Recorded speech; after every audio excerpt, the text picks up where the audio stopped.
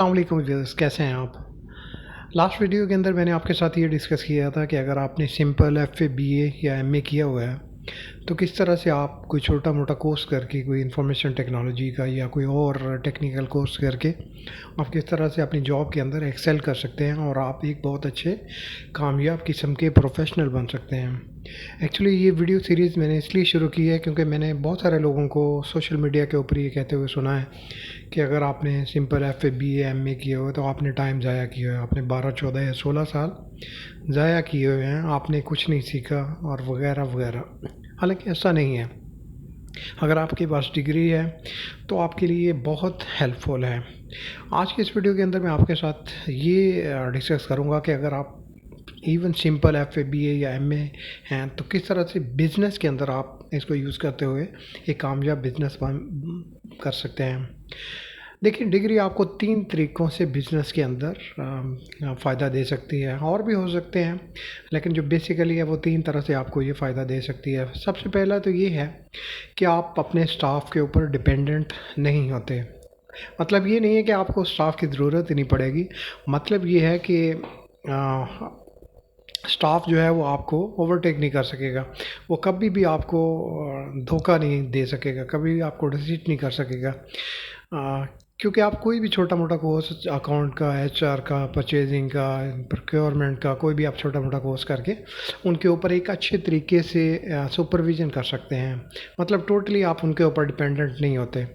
लेकिन अगर आप बिल्कुल ही अनपढ़ हैं और आप कारोबार कर रहे हैं तो इवन आपका जो अकाउंटेंट है वही आपको डेबिट और क्रेडिट के ऐसे चक्कर में उलझाएगा कि आपको कभी उसकी समझ ही नहीं आने देगा। और ये डेबिट और क्रेडिट ऐसी 2 चीज़ें हैं, बड़े बड़े अकाउंटेंट्स जो हैं वो इसमें फंस के रह जाते हैं।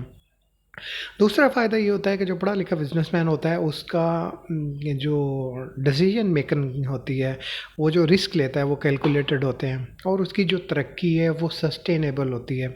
ऐसा नहीं है कि उसने काम शुरू किया, अल्लाह ताला ने उसके ऊपर करम किया तो 2 4 सालों के अंदर उसने उल्टे सीधे डिसीजन लेके, जैसा कि जो अनपढ़ किस्म के लोग होते हैं वो वैसे डिसीजन लेते हैं और उल्टे सीधे डिसीजन लेके उसने अपने कारोबार को तबाह कर दिया। ऐसा नहीं, वो कैलकुलेटेड रिस्क लेता है और अपनी तरक्की को सस्टेनेबल तरीके से आगे लेके चलता है।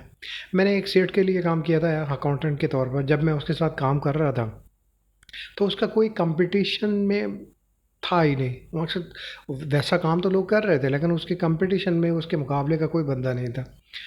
लेकिन उसका जो कॉम्पिटिटर एक छोटा सा था, जो उसका लेवल छोटा था, वो पढ़ा लिखा था। और यकीन जाने मेरा जो शेयर था वो 5 6 सालों के अंदर वो दोबारा इसी सिचुएशन में आ गया अपने गलत फ़ैसलों की वजह से। लेकिन वो जो छोटा सा कॉम्पिटिटर था वो आज भी एक अच्छे तरीके से वही बिज़नेस को कर रहा है और नॉर्मल तरीके से उसको चला रहा है।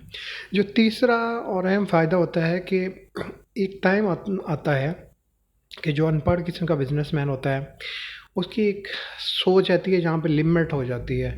मकसद ये है कि उससे आगे वो अपने बिज़नेस को नहीं बढ़ा सकता, या तो वो लोगों को हायर करेगा, अगर बहुत ही ज़्यादा वो एतबार करने वाला है तो लोगों को हायर करेगा और उसके बाद फिर वो कंपनी को आगे लेके जाएगा। लेकिन अक्सर मैंने देखा है कि जो अनपढ़ किस्म के बिज़नेसमैन होते हैं वो एक जगह पे आके रुक जाते हैं, उनकी जो तरक्की होती है उसको स्टॉप लग जाता है और फिर वो उससे आगे नहीं बढ़ सकते क्योंकि उनके पास ऐसी सलाहियत नहीं होती। लेकिन जो पढ़ा लिखा बिजनेसमैन है वो आगे बढ़ता रहता है, वो काम को सीखता रहता है, लर्निंग करता रहता है, ऑनलाइन चीज़ें देखता रहता है, पढ़ता रहता है और इस तरह से वो ग्रो करता रहता है। हो सकता है उसने सोल प्रोप्राइटरशिप से अपनी कंपनी स्टार्ट की हो, फिर उसने पार्टनरशिप के अंदर आया हो और फिर वहाँ से सीखते सीखते वो उसको प्राइवेट लिमिटेड तक ले जाए, और ये भी हो सकता है कि कल को वो लिस्टिंग करा के उसको एक पब्लिक लिमिटेड कंपनी बना दे।